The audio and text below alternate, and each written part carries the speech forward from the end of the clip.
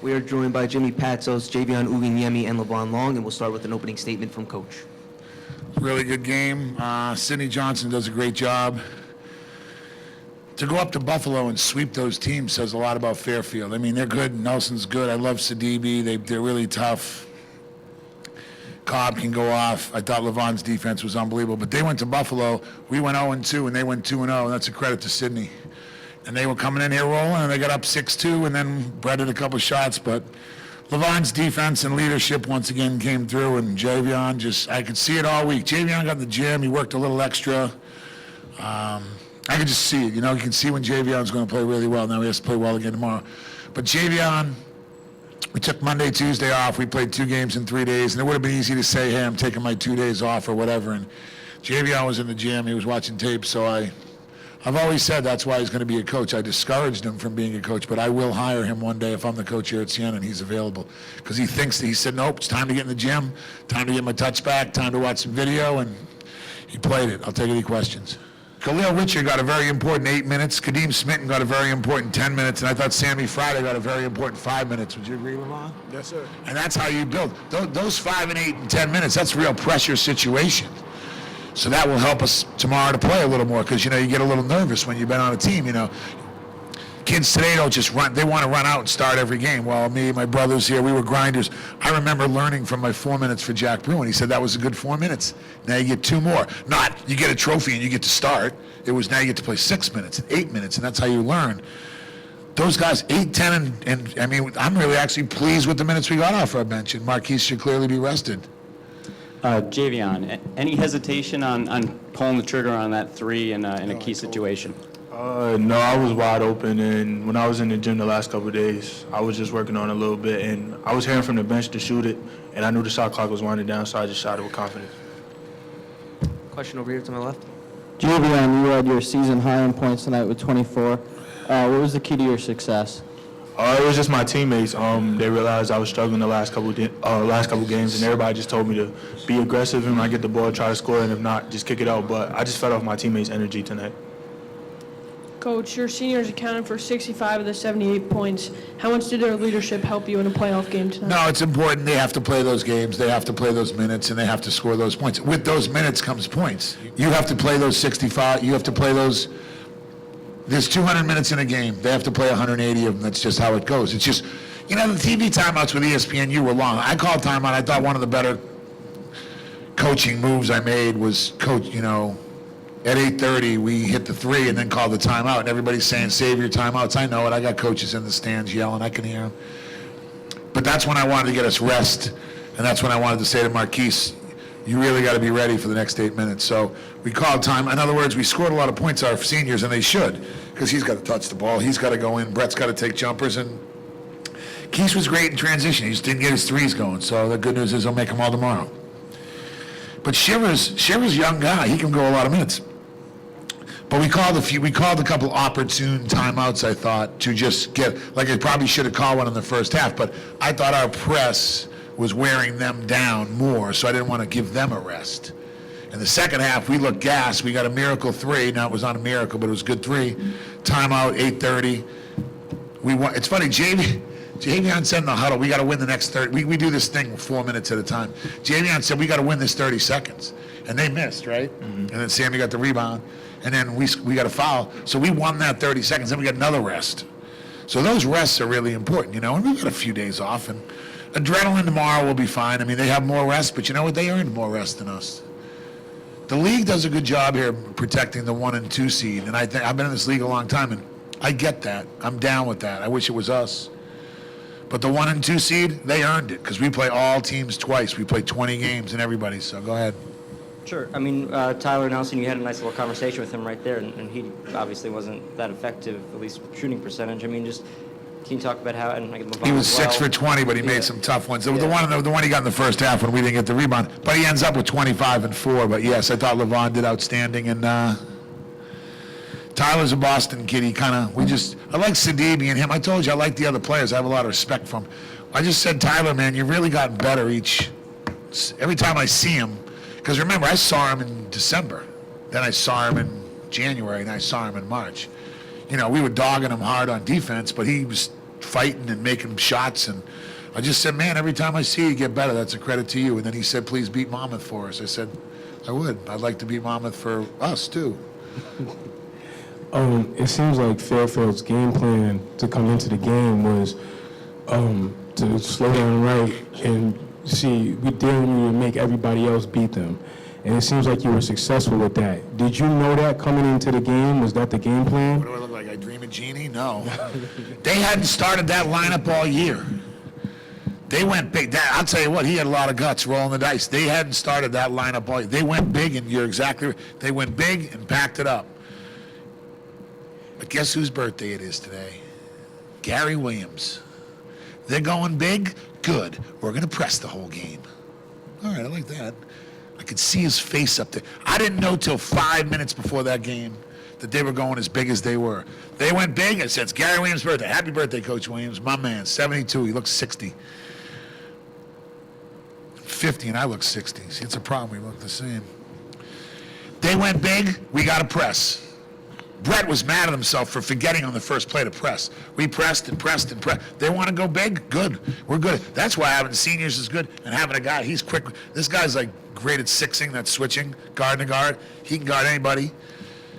Brett can guard anybody. Shivers kind of bulky a little bit, and then Kadeem can. Good. You guys want to go big? We'll go 55, and that's what we did. And I thought that kind of got it. We got a few steals, and that maybe wears them out because now they're big and you can't let a big team just walk it up. You know, you got to So that was a good ploy by him because it totally threw me off. But that's a credit to our players for their knowledge of the game. And when we practice every day. Every day we press. We have a little game where you go 55 sideline. But it's funny. I said it's Gary Williams' birthday. Must be my birthday because they're going big. Well, we're going small. And it worked out well. And then Keese, I'm not really pleased with what happened, but there's no time to really talk about it. The third foul, whether it's right or wrong, I didn't want him getting the technical. I took him out. And those refs, it's not because we won. They're good guys. They're all New Yorkers, so they'll have a little banter with you. So that's not right. I said, I got a team, but I'm the coach. I haven't got one in a while. But as a leader, since I had to work on my leadership this year, as a leader, I said, it's my fault for being a bad example for you, but don't do that anymore because it makes you look bad. It makes us look bad. By the way, we need you. So I was really proud of Kadeem and Khalil. That's where their minutes kind of came from. Mr. Newman. Jimmy, you said that you were in favor of the league protecting the 1 and 2 seed. My question is, are you in favor of this current format that makes the 4 or 5 That's turn right way away? above my pay grade. Enzer's right over there. No, look, you know what I said, and I think these guys agree with me? Whatever the format is, it is. But when ESPNU comes calling, thanks, Coach Williams, and I don't speak for my AD, John Dargenio, who's back there, but when Siena can be on national TV against Monmouth, we say 2 words. We're taught to say, thank you. That game was on all over the country, and I think John agrees with me. In other words, had we were supposed to play at 6 and they said they were going to play at 9:30, I don't speak for him, but we would have to, that's about Siena. That game was all over the country tonight. It replaced the UCLA game. Because UCLA got moved. There was an open slot, and they said, look at these 2 names. That's great for the school and great for the players, and they all want to be. ESPN used the real deal. So in other words, whether the format was different or not, and they said, would you move to be on 9:30? I think I would have said yes. I think John would have. You got to take those TV opportunities. So we got to play tomorrow at 4:30. Everybody's got to play 3.